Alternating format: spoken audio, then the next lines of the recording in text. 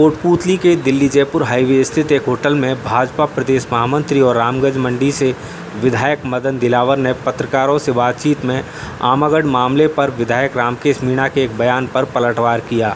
उन्होंने कहा कि मीणा समाज हिंदू है और अगर मीणा समाज का कोई व्यक्ति यह कहता है कि वह हिंदू नहीं है तो मीणा समाज SC/ST में आरक्षण छोड़ दे। दिलावर ने कांग्रेस सरकार को आड़े हाथों लेते हुए कहा कि प्रदेश में पिछले 2 साल में हालत बिगड़े हैं। कानून व्यवस्था व महिला उत्पीड़न को लेकर प्रदेश की हालत बहुत खराब है।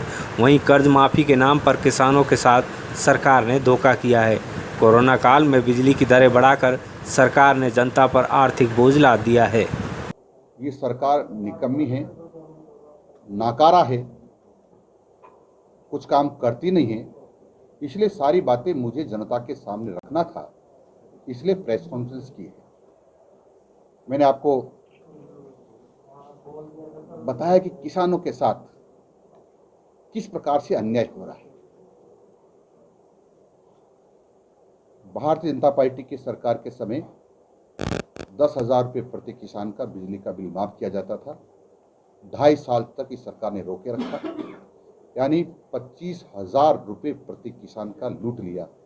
यानी 25,000 रुपये प्रति किसान की जेब काटी है अशोक जी गहलोत साहब ने, और अशोक जी गहलोत साहब से बड़ा जेब कट कोई नहीं हो सकता, क्योंकि इन्होंने किसानों के साथ अन्याय किया है।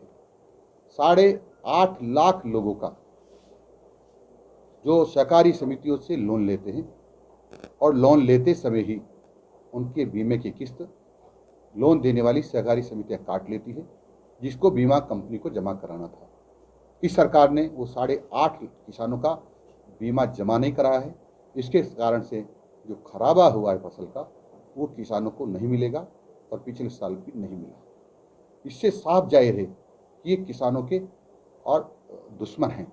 यदि वो बीमा जमा हो जाता तो जो किसान दुर्घटनाग्रस्त हो गए, स्वर्गवासी हो गए, उनके परिवार का सारा कर्जा माफ हो जाता और 10-10 लाख रुपए उनके परिवार के परिजनों को जो बच गए हैं उनको लालन पालन में वो पैसा सहायता करता। लेकिन उन लोगों में का माफ नहीं हुआ, इसलिए विधवा पत्नी को या छोटे बच्चों को अपनी जमीन बेच करके कर्जा चुकाना पड़ रहा है। जो इस सरकार ने अन्याय किया है, मैं समझता हूँ इससे बड़ा अन्याय कोई नहीं कर सकता। महिला उत्पीड़न की तो लाखों की संख्या में घटनाएं हैं और हजारों की संख्या में इन्होंने मुकदमे दर्ज नहीं किए। 8-8 दिन तक चक्कर काटने के बाद FIR दर्ज नहीं होती है। और राजस्थान के मुख्यमंत्री जो गृह मंत्री भी हैं, जोर जोर से कहते हैं राजस्थान में सारी FIR दर्ज होती है, लेकिन मैं दावे से कर रहा हूँ अभी भी 25% FIR दर्ज नहीं हो रही है। और उसके कारण से लगातार गुंडों, बलात्कारियों और गैंग रेपिस्ट जो हैं उनके हौसले बुलंद हैं। ये सरकार बलात्कारियों से, डकैतों से, चोरों से, लुटेरों से एक तरह से मिल गई है। इसलिए इस प्रकार का ये षड्यंत्र हो रहा है, क्योंकि मुझे लगता है कि चुनाव के समय इन्होंने वादा किया था कि ये लुटेरों, गुंडों, बदमाशों, बलात्कारियों हम तुम्हारा संरक्षण करेंगे, तो हमको चुनाव में साथ दो।